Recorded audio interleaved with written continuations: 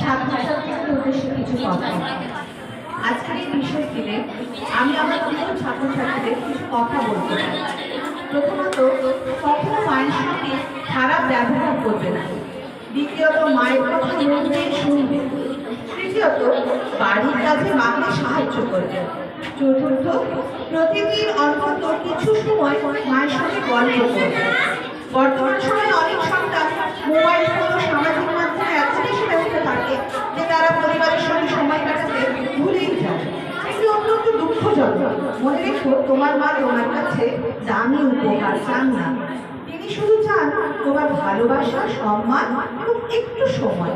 একটি ছোট্ট বাক্য, মা আমি তোমাকে ভালোবাসি, এই কথাটুকুই একজন মায়ের মুখে সবচেয়ে বড় হাসি এনে দিতে পারে। মায়ের ত্যাগ কখনো ভোলা যায় না। মা আমাদের জন্য কত কিছু ত্যাগ করেন তা হয়তো আমরা কখনো পুরোপুরি বুঝতেই পারি না। তিনি নিজের স্বপ্ন ত্যাগ করেন সন্তানের ভবিষ্যৎ গড়ার জন্য।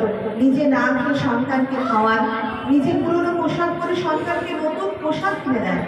একজন মা কখনো সন্তানের বিরুদ্ধে মনের মধ্যে রাগ পুষে রাখেন না। সন্তান ভুল করলেও তিনি ক্ষমা করে দেন এবং আবার নতুন করে পথ দেখান। এই পৃথিবীতে এমন কোনো সম্পর্ক নেই যেখানে এত নিঃস্বার্থ ক্ষমা ও ভালোবাসা পাওয়া যায়। বিদ্যালয় ও পরিবারের সম্পর্ক। একজন ছাত্র বা ছাত্রীর সঠিক বিকাশের জন্য বিদ্যালয় ও পরিবারের সমান ভূমিকা রয়েছে। বিদ্যালয় শিক্ষা দেয় জ্ঞান আর পরিবার শিক্ষা দেয় মূল্যবোধ। এই দুইয়ের সমন্বয়ে একজন আদর্শ মানুষ তৈরি হয়। আমাদের বিদ্যালয় সবসময় চেষ্টা করে ছাত্রছাত্রীদের শুধু শিক্ষিত নয়, সুশিক্ষিত মানুষ হিসাবে গড়ে তুলতে। আর এই কাজে মায়েদের সহযোগিতা অত্যন্ত গুরুত্বপূর্ণ। তাই আজকের দিনে আমি সকল মায়েদের ধন্যবাদ জানাই, যারা তাদের সন্তানদের সুন্দর ভবিষ্যতের জন্য নিরলস পরিশ্রম করছেন। মাতৃদিবসের আসল শিক্ষা হলো, মাতৃদিবস শুধুমাত্র ফুল, কার্ড বা উপহার দেওয়ার দিন নয়। এই দিনটির আসল শিক্ষা হলো মায়ের প্রতি শ্রদ্ধা, ভালোবাসা ও কৃতজ্ঞতা প্রকাশ করা। আমাদের উচিত শুধু কাজ নয়, প্রতিদিন মাকে সম্মান করা, কারণ মা প্রতিদিন আমাদের জন্য ত্যাগ করে। যখন মা বৃদ্ধ হয়ে যাবেন তখন আমাদের দায়িত্ব হবে তার পাশে দাঁড়ানো। ছোটবেলায় মা যেমন আমাদের হাত ধরে হাঁটতে শিখিয়েছে, তেমনি একদিন আমাদেরও হাত ধরে তার হাত ধরে চলতে হবে।